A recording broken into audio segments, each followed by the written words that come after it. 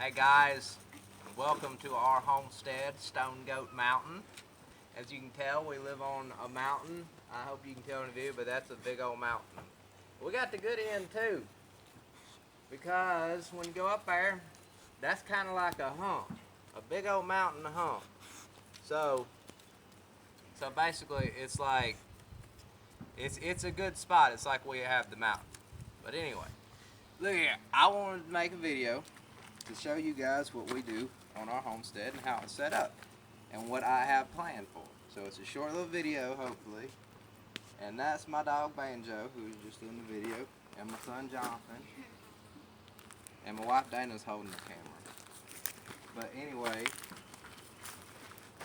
what are you doing? Anyway, this is our pig pen, and right now we got it separated.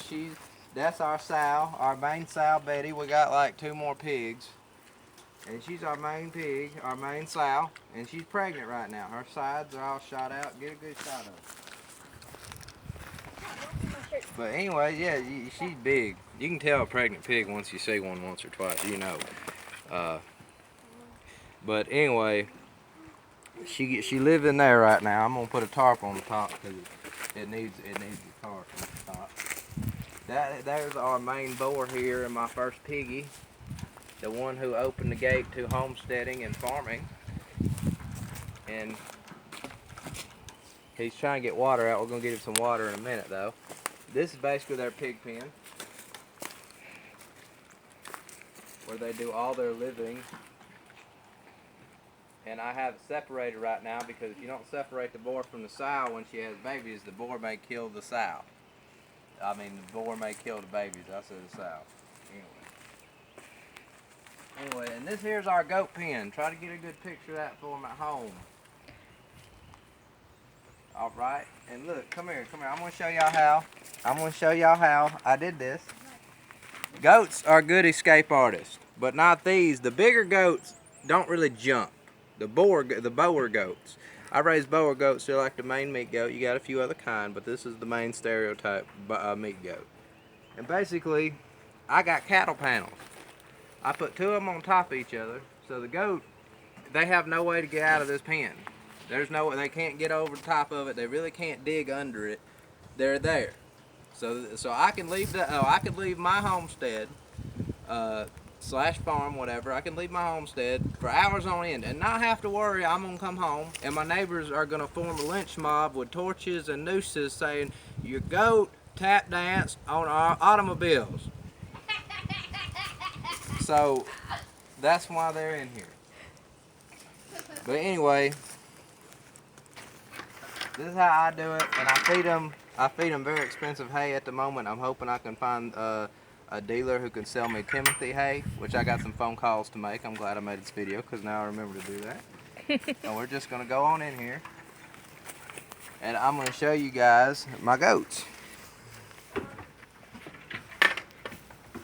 These trees got sap coming out of them on these pieces of wood. I noticed. All right, that one over there is Delilah, but I just call her Lila, and that one's Red, and this one's Samson. He's our buck. I've got another pen and another goat to keep him company until they're all ready to breed with each other. Yeah, you don't want to breed too early because there's a chance, and there's always a chance, but you want to minimize your risk. So there's always a chance that you may screw up the goat's reproduction system. You may damage its organ if it's too young to have it. Plus, you want all the nutrients that are going to that goat to go to that goat until it's fully grown. That's really what you want to do. But I hear from somebody who knows a lot more than I do that you can breed them around 7 or 8 months. Come here, Samson. See, that's just Samson. They're still getting a little used to us, but they'll let us pet them and stuff.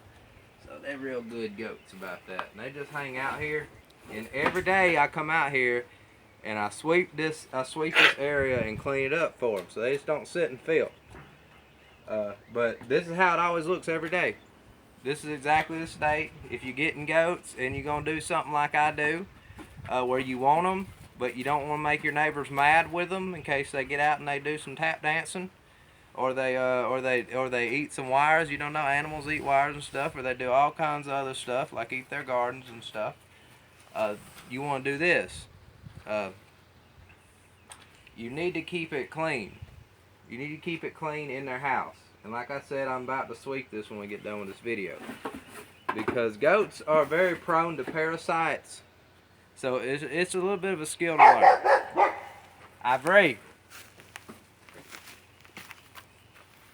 Anyway, so this is our first goat pen, and I'll show you guys my second goat pen, and that 2x4 has sap coming out of it. Either it's got sap coming out, or that tree next to it spitting on it.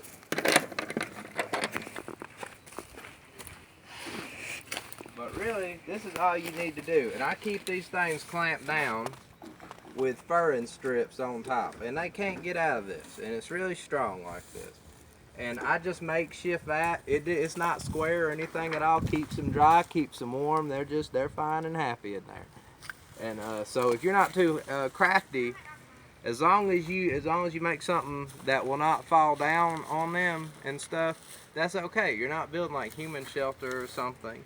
So really, that's not square at all. The roofing system, we'll go over it in a later video. I'm just showing you guys what's going on at my homestead. Anyway, homesteading can be a lot of hard work. My main advice to you guys out there who are starting to consider this and looking for some land, find something flat. Don't find what we did. We went, the view is great up there, but for homesteading, it's not so great, because it's a big old hill, and really it's not very flat or even level, basically the whole thing. So what we gotta do is we gotta do a lot of engineering to the land to make it easy to farm and homestead on.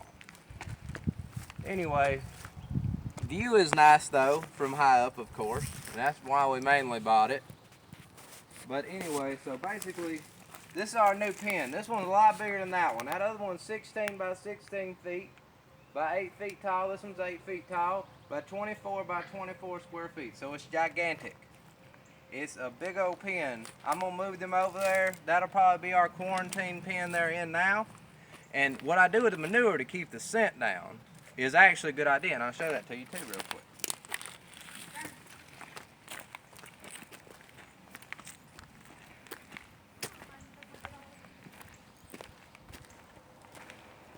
So pretty much we pile it into a pile away from the house and wood and stuff, and as we build more pens all through here, we're gonna move the burn pile somewhere else. We burn it all, and then we collect the ashes, and ashes make real great fertilizer, or you can just put the seed right in them and they'll pop right back out. It makes great stuff for growing vegetables and flowers and what have you. But that's pretty much what we do with it. It's been raining a lot, so the pile got a lot bigger than I wanted it to be. I usually burn it a lot smaller, but that'll keep the scent away. You won't have no scent if you do that. And pretty much all through here is gonna be pens just like that big one right there where we put goats in them. Because while we're gonna homestead at the same time, we're also gonna try to farm for money. So that's what I call a homestead / a farm. But I'll probably just say homestead in future videos. But anyway, that's pretty much our homestead. We're at 9. And that's really all I got to show you today. And hopefully you'll like and subscribe and comment on this video. So thanks for watching.